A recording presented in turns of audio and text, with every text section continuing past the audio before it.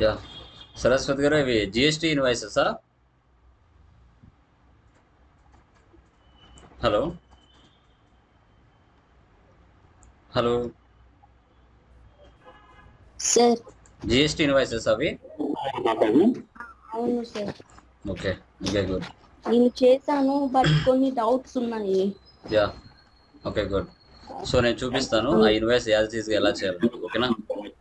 Present okay నేను okay, thank already Kadapa home appliances అనే company already నేను ఒకటి తీసుకుంటున్నాను. ఓకే ఆల్రెడీ డిఫాల్ట్ ఉండేది.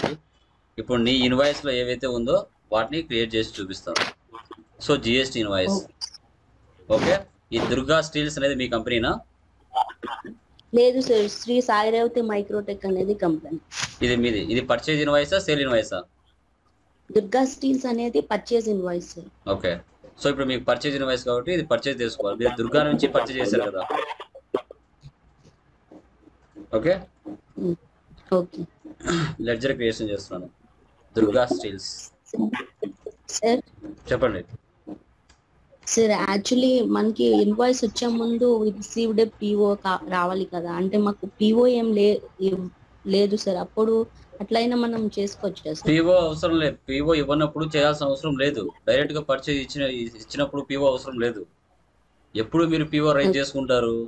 మీకు ఇంకా సరుకు అయిపోతుంది. ఓకే, సరుకు అయిపోతుంది, మీరు ఇవ్వాలి అనుకుంటే ఇచ్చుకోవచ్చు. అవసరం లేదనుకున్నప్పుడు డైరెక్ట్ గా పర్చేజ్ చేసుకోవచ్చు, అంతే. పర్చేజ్ ఆర్డర్ అంటే ఏంటి? ముందుగా వాళ్ళకి ఇంటిమేట్ చేయడం, మాకు ఇంత సరుకు కావాలని. దాన్ని పర్చేజ్ ఆర్డర్ అంటాం. నువ్వు డైరెక్ట్ గా ఫోన్ చేసి చెప్తానే నాకు ఇంత స్టాక్ కావాలి నార్మల్ గా చెప్పింటావు. నార్మల్ గా చెప్పినప్పుడు నార్మల్ గా రాసేసుకుంటారు. సో వాళ్ళు ఇమీడియట్ గా పంపించేస్తారు. లేదు, మీరు డైరెక్ట్ గా వెళ్ళారు వాళ్ళ దగ్గరికి, డైరెక్ట్ గా వెళ్ళి ఏమేం కావాలో అప్పుడు ఆన్ ద స్పాట్ చెప్పారు, ఆన్ ద స్పాట్ బిల్ వేసి ఇస్తారు. అది పర్చేజ్ ఇన్వాయిస్. ఓకే, అది మీరు వెళ్ళకుండా ఆర్డర్ పెట్టుకోవడం పర్చేజ్ ఆర్డర్ అంటే. సో మీరు వాళ్ళ దగ్గరికి వెళ్ళి ఆన్ ద స్పాట్ తెచ్చుకుంటే అదే మనకి పర్చేజ్ ఇన్వాయిస్ అవుతుంది. ఓకే ఓకే, ఈ అడ్రస్ రాస్తున్నాను.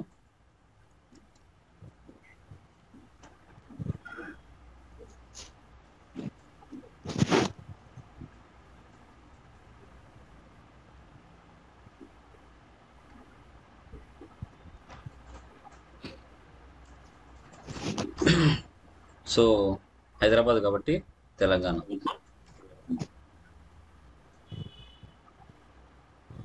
డన్. తర్వాత వచ్చేసి జిఎస్టీ సార్, అక్కడ నెంబర్. బ్యాంక్ డీటెయిల్స్ ప్రొవైడ్ చేయాలా సార్? ఎక్కడ బ్యాంక్ డీటెయిల్స్ అని ఉంది కదా సార్. ఎక్కడ ఉంది bank details? Provide bank details, mailing details తర్వాత. ఎక్కడ? దీంట్లోనా? క్రియేషన్. మీ ఇష్టం, మీరు ఇచ్చుకుంటే ఇచ్చుకోండి, లేదంటే లేదు. సార్ అది కూడా ఒకసారి చెప్పండి సార్. బ్యాంక్ డీటెయిల్స్ మీకు సంబంధించి అంటే మీరు పర్చేజ్ చేసేటప్పుడు ఏ విధంగా ఇస్తారో వాళ్ళకి ఇచ్చే అమౌంట్ చెక్ ద్వారా ఇస్తారా, ఈ ఫండ్ ట్రాన్స్ఫర్ ఇస్తారా, అదర్స్ ఇస్తారా? చెక్ ద్వారా ఇచ్చే చెక్ ఇస్తారు ఇక్కడ. సో అకౌంట్స్ పేయి అంతే, జస్ట్ అంతే, అంతకుమించి ఏం లేదు. జస్ట్ చెక్ ఇచ్చేస్తాము, క్రాస్ యూజింగ్ అకౌంట్స్ పేయి వాళ్ళకి మనం పే చేస్తాం కాబట్టి అంతే. దానికి మించి ఏమి ఉండదు. ఇంకా పాన్ నెంబర్ ఉంటే మీరు పాన్ నెంబర్ ఇక్కడ ఇచ్చుకుంటారు. సో తర్వాత వాళ్ళ జిఎస్టీ నెంబర్ ఇక్కడ ఇచ్చుకుంటారు. తర్వాత వాళ్ళ జిఎస్టీ నెంబర్ ఎక్కడుంది? ఇక్కడ GST number. Okay, 36. Control C ఇచ్చాను, control V paste, save. Okay, complete అయిపోయింది. ఎస్కేప్. ఇప్పుడు నెంబర్స్లోన కేజీస్, యూనిట్స్లోకి వెళ్ళి కేజీ ఆల్రెడీ ఉంది. స్టాక్ ఐటెంలోకి వెళ్తున్నాను. ఐటెం ఏముంది ఇక్కడ? HP plate. Control C copy, control V paste,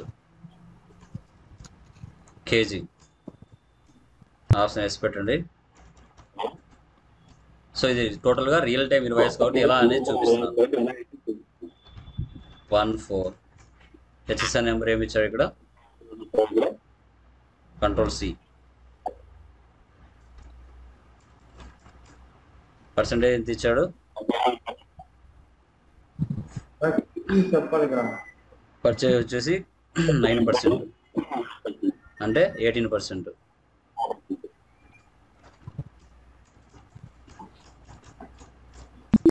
save, escape ఇవ్వండి, ఎస్కేప్, వాచర్స్, పర్చేజ్లోకి వెళ్ళాలి. పర్సన్ వచ్చేసి ఇక్కడ దుర్గా, ఇక్కడ పర్చేజ్ ఐజిఎస్టీ తీసుకోవాలి. హెచ్పి ప్లేట్ క్వాంటిటీ ఎంత ఉంది ఇక్కడ 444, రేట్ ఎంత ఉంది 89.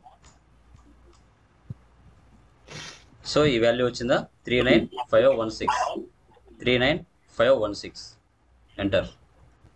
తర్వాత కిందికి వద్దాం. హమాలి 150, సో అది ఇక్కడైనా ఇచ్చుకోవచ్చు. వేజెస్ డైరెక్ట్, హమాలి అన్న వేజెస్ అన్న ఒకటే, లేదంటే హమాలీనే పెట్టుకోండి, ప్రాబ్లం లేదు.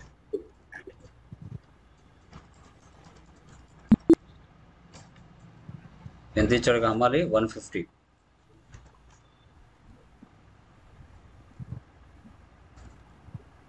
తర్వాత ట్యాక్స్,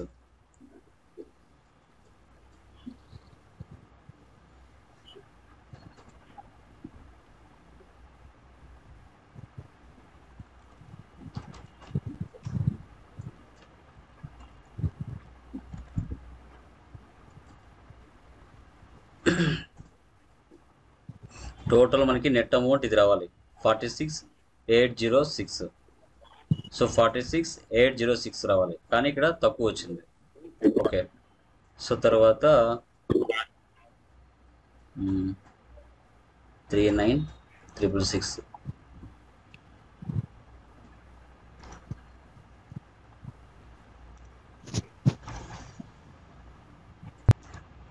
అంటే ఇది మనకి సింక్ అయ్యే విధంగా చూసుకోవాలి.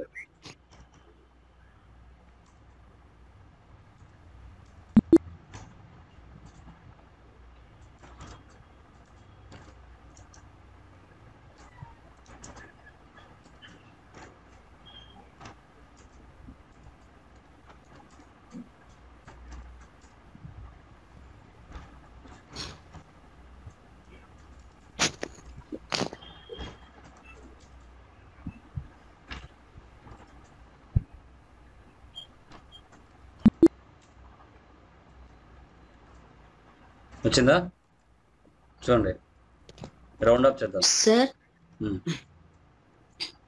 చెప్పండి. ఇప్పుడు ఏ మెథడ్ యూజ్ చేశారు సార్? చెప్తాను. క్యారీస్ ఇన్వాల్వ్డ్ అని ఒక ఆప్షన్ చెప్పారు, ఆ మెథడ్ యూజ్ చేశారు. అదేం యూజ్ చేయలేదు, అది వేరు, అది సిచ్యువేషన్ వేరు.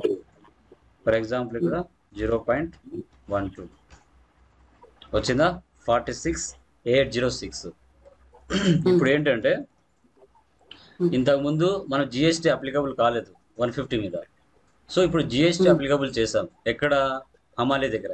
కంట్రోల్ ఎంటర్, ఇక్కడ లోపలికి వెళ్ళలేదు, గ్రూప్లో వెళ్ళలేదు, ఆన్ ద స్పాట్ ఇక్కడే చూపించాను. ఇప్పుడు చూడండి, ఇక్కడ ఏదైతే అప్లికబుల్ ఇంతకుముందు అప్లికబుల్ ఉంది, బ్యాక్ వెళ్ళి నాట్ అప్లికబుల్ పెట్టాను. వెళ్ళిన తర్వాత include in assessable value calculation for GST select చేశాను. అంటే వేజెస్ మీద కూడా క్యాలిక్యులేట్ అవ్వాలి. తర్వాత అది బోత్ గూడ్సా సర్వీసా, గూడ్స్ మీద, అప్రాప్రియేటివ్ అంటే గూడ్స్. సో అది క్వాంటిటీ మీదనా వాల్యూ మీదనా? క్వాంటిటీ మీద కాదు, వాల్యూ మీద. సో వాల్యూ సెలెక్ట్ చేశాను. సో ఇది ఫార్మాట్. మనకి ఆ ఇన్వాయిస్ చూస్తూనే ఆ ఇన్వాయిస్ లో కరెక్ట్ మనం పర్చేజ్ చేసేటప్పుడు మన ఇన్వాయిస్ లో కూడా మ్యాచ్ అవుతుందా లేదా చెక్ చేసుకోవాలి. మ్యాచ్ అవ్వలేదంటే ఎక్కడ మ్యాచ్ అవ్వలేదు, అది మన హమాలీలో డిఫరెన్స్ వస్తుంది, ఐజిఎస్ లో డిఫరెన్స్ వస్తుంది, అది ఈజీగా కనిపెట్టచ్చు. ఇప్పుడు నాకు ఈ ఇన్వాయిస్ ఎలా ఉందో నాకు అసలు తెలీదు, బట్ కానీ నేను ట్రై చేశాను. అంటే తెలియదంటే అది ఎక్కడ ఇస్తే ఎలా వస్తుంది నా ఐడియా ఉంది, బట్ అంటే ఏంటి, ఒక్కొక్క ఇన్వాయిస్ ఒక్కొక్క టైప్ లో వస్తుంది. ఇప్పుడు ఈ ఇన్వాయిస్ ఇలా ఉంది, ఇంకొక ఇచ్చే పర్సన్ ఇంకోలా ఇస్తాడు, బట్ కానీ అది టాలీలో మ్యాచ్ చేయాలి. అది ఎలా చేయాలనేదే ఈ సీక్రెట్స్. అతను 150 మీద జిఎస్టీ యాడ్ చేసి ఇచ్చాడా ఇయ్యడా అనేది ఎలా తెలుస్తుంది? మనము ముందు టాలీలో ఆ ఇన్వాయిస్ పోస్ట్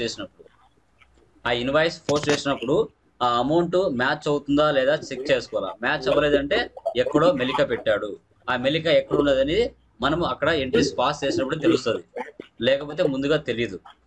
సో దాని మీద అది పాస్ చేశాడా లేదా అనేది మనకి క్లారిటీ రాదు.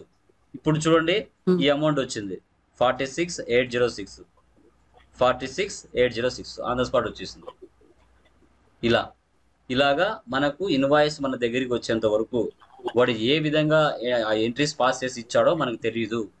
వన్స్ ఒకసారి ఇన్వాయిస్ వచ్చిన తర్వాత దానిని మన ఎంట్రీస్లో మన పర్చేజ్లో మ్యాచ్ అయ్యే విధంగా ఎంటర్ చేసుకోవాలి. సో అది ఎందుకంటే ఒక్కొక్క బిజినెస్ ఒక్కొక్కలాగా దాని యొక్క పర్చేజ్ ఇన్వాయిస్లు ఉంటాయి, అందరూ ఒకే రకంగా ఉండవు. ఓకేనా? సో ఇది అర్థమైందమ్మా? అర్థమైంది సార్. Yeah sure. ఆ ఇన్వాయిస్ చూస్తేనే మనకు తెలిసిపోతుంది, ఓ అది ఇంక్లూడ్ అయిందా కాలేదా అనేది మనకు తెలిసిపోతుంది, ఎందుకంటే రియల్ టైం రిలేటెడ్ కాబట్టి. ఇంకా ఏమున్నాయి? ఇప్పుడు ఈ దుర్గా స్టీల్స్ లోనే వీళ్ళకి మనం పేమెంట్ చేసాం సార్. ఇప్పుడు ఇదే ఇప్పుడు నువ్వు పర్చేజ్ చేసుకున్నా, ఇప్పుడు ఈ ఇన్వాయిస్ గా డబ్బులు పే చేస్తావు. చేస్తాను, అది ఒకసారి చెప్పు. పేమెంట్ లోకి వెళ్ళి డేట్ మార్చుకొని రియల్ టైమ్ లో చేసుకోవాలి. ఫర్ ఎగ్జాంపుల్ ఏం పేరు? దుర్గా. ఎంత ఇవ్వాలి దుర్గాకు మీరు? 46,806 టోటల్ ఇస్తున్నారా? టోటల్ ఇచ్చేయండి 46,806. అది 0 అయిపోయింది, అయిపోయి ఇంకా వాళ్ళతో ఆ ట్రాన్సాక్షన్ అంతా అయిపోతుంది. క్యాషా చెక్ సేవ్ చేయాలి. చెక్ అయితే చెక్ ఐసిఐసిఐ బ్యాంక్. సార్ ఇక్కడ ఈ డీటెయిల్స్ ఫిల్ చేయాలంటే ఎలా సార్? చేసుకోండి. నెఫ్ట్ చేసాం అనుకోండి, ఆ చెక్ నెఫ్ట్ అంటే నెంబర్ ఉంటుందా నెఫ్ట్ లో ఏమైనా? ఆ నెంబర్ ఉంటే ఇక్కడ ఇచ్చుకోండి. మామూలుగా చెక్ మీద ఉంటుంది ఇన్స్టాట్ నెంబరు, ఆ నెంబర్ ఇక్కడ ఇచ్చుకుంటారు. ఓకే, సో ఏ రోజు మీరు వాళ్ళకి పేమెంట్ చేశారు ఆ డేట్ ఇక్కడ ఇచ్చుకుంటారు. ఆల్రెడీ మీరు ఏ రోజైతే డేట్ ఇచ్చింటారో అదే డేట్ ఇక్కడ వస్తుంది. ఇన్స్ట్రుమెంట్ నెంబర్ అంటే చెక్ మీద 3-4 నెంబర్ ఉంటాయి, 3 నెంబర్లు ఉంటాయి మనకి. ఒక నెంబర్ ఇక్కడ ఏ నెంబర్ చెక్ ఇచ్చారో ఫస్ట్దో సెకండ్దో థర్డ్దో రాసుకోండి ఇక్కడ ఇన్స్టాట్ నెంబర్. ఇదంతా అంతగా పెద్ద ఏం యూజ్ ఏం లేదు, అవసరం లేదు ఇదంతా.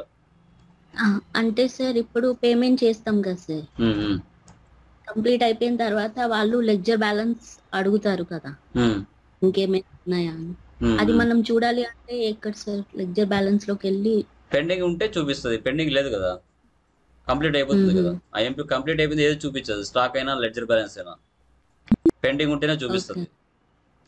ఓకే, సో అది అంతే, ఇంకా ఆ ఇన్వాయిస్ అప్పటితో అయిపోయింది ఇంకా. Okay, clear.